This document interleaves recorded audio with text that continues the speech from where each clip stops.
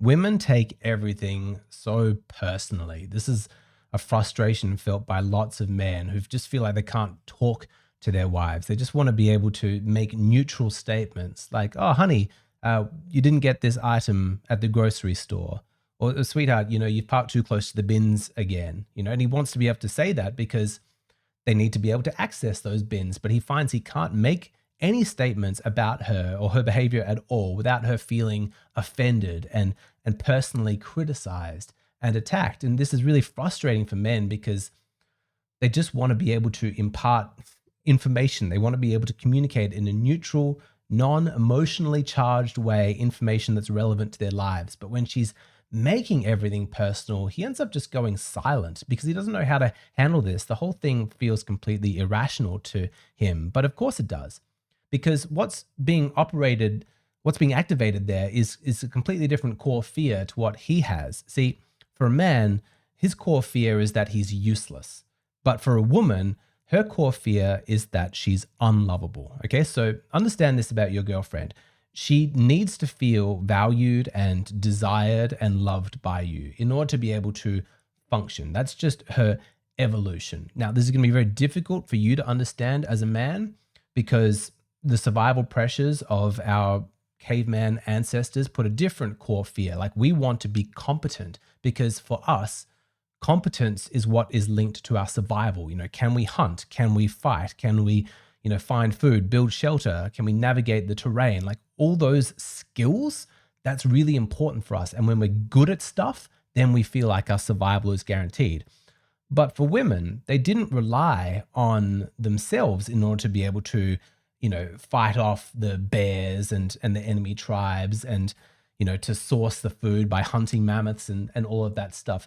They depended upon men. So women's survival was linked to men's competence. And so how's a woman going to feel secure inside herself unless she knows that she's loved? And this is why she wants that reassurance all the time, is because when she can sense that she's valued by you, she's loved by you, that actually calms her existential fear that's shared by all women. So this is, it's difficult to deal with. And certainly in the modern age, women are kind of irrational and toxic and crazy with it. But it's building off a very real instinct inside female psychology, which is that if she feels like she's going to be abandoned or she's not loved, that's not just her being dramatic for no reason. It actually brings up a very real fear of survival for her.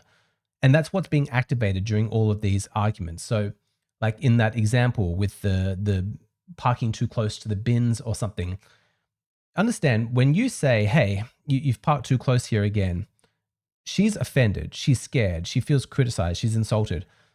But it's not for the same reason that you might be. Like as a man, if she said that to you, it would activate your core fear that you're incompetent. You don't know how to drive. You're not spatially aware. You don't know where to put the car. You're bad at operating vehicles.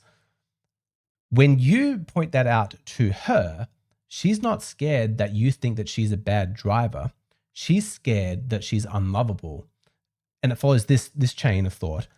If he's criticizing me for that, maybe that means that he does not love me, because if he loved me, he wouldn't be criticizing me. And that's actually the fear that she has. Not that you think that she's done something bad. It's just that you don't value her. You don't love her. And that's the fear that's kind of activated for her. And it's difficult for men to understand this, like, why can't I just give feedback, neutral feedback? Because as men, we quite like feedback. It's useful because we want to be competent. That's our ultimate goal. When we receive feedback, especially if it's neutral feedback, but even negative feedback, constructive criticism, if it's genuine, can be quite useful because we want to know that information because we're constantly trying to be better, build greater and greater versions of ourselves. So like, yes, tell me, give me that feedback.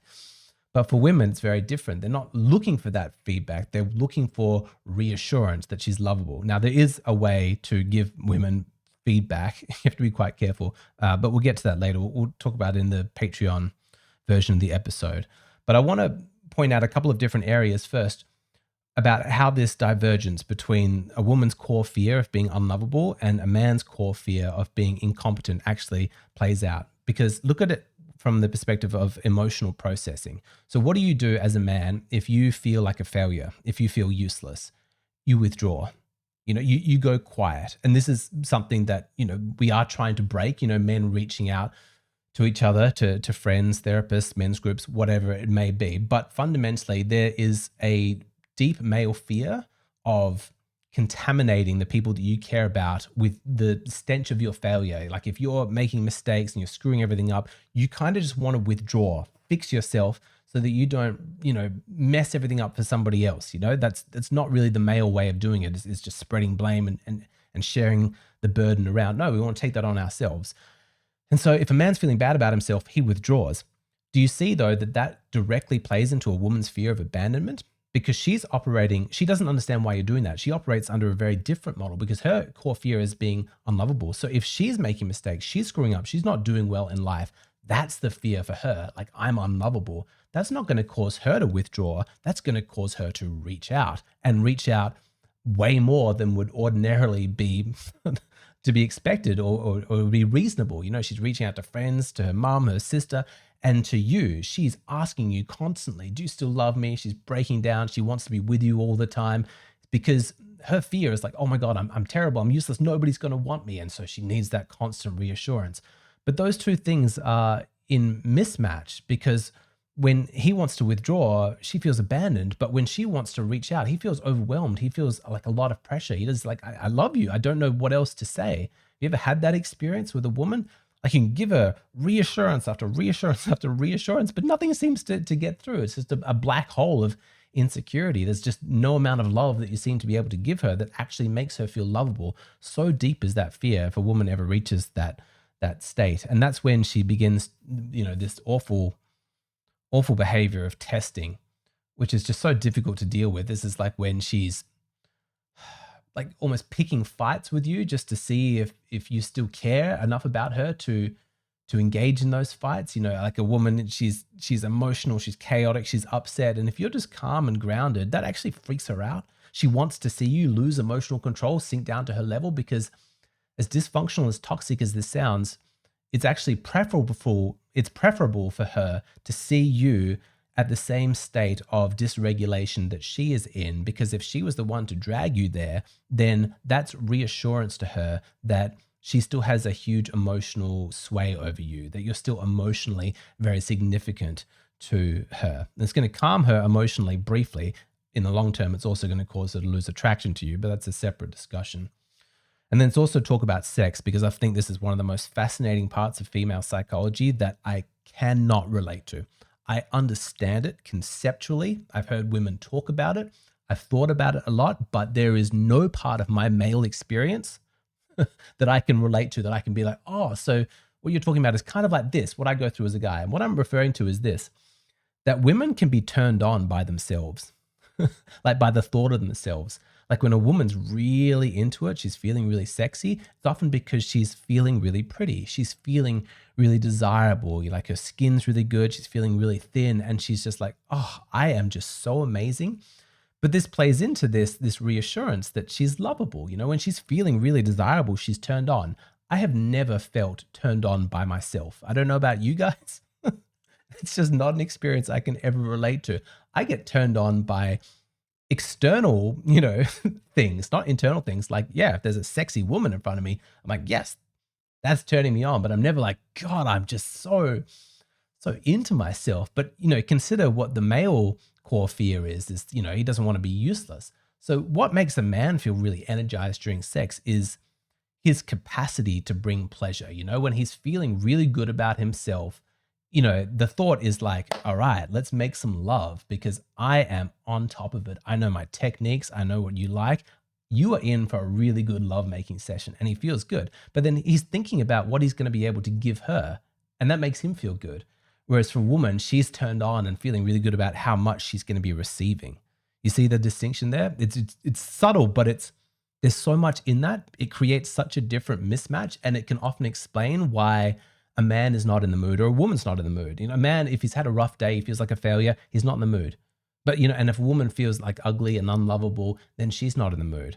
So keep that in mind. If you need like little tricks on how to get your partner in the mood, think about what conditions you need to create for them to assuage that core fear, because that's going to unlock the safety that's going to let the sexual energy flow.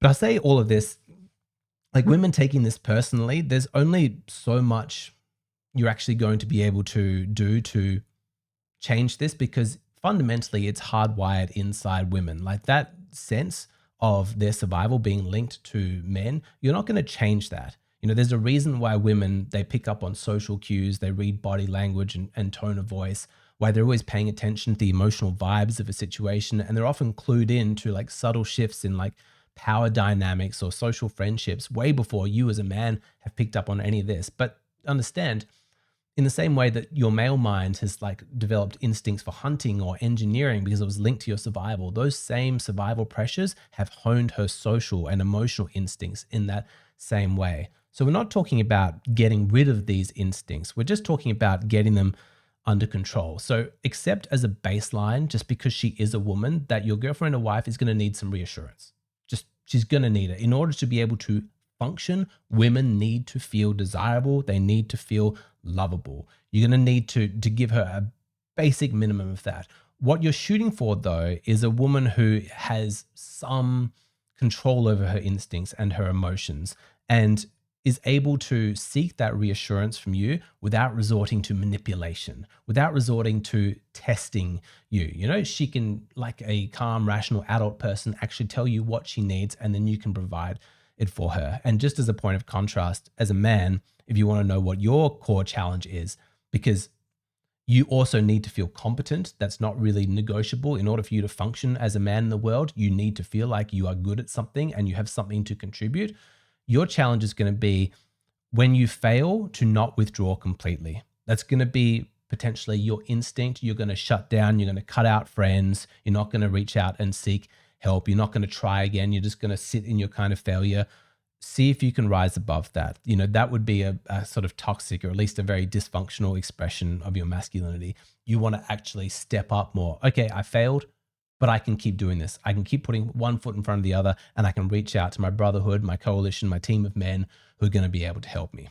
Now, for the Patreon version of this video, I'm going to spend the next section talking about how to give feedback to women in such a way that's going to make them more likely to be able to receive it. It's not a gold plan that works in every situation, but for a reasonably high quality woman who's predisposed to rational discourse and logical thought, this is what you need to do to give yourself the best possible opportunity. So if you've been wanting to actually give some important feedback to your girlfriend that she really needs to hear, and it keeps going badly, you'll benefit a lot from the rest of this video.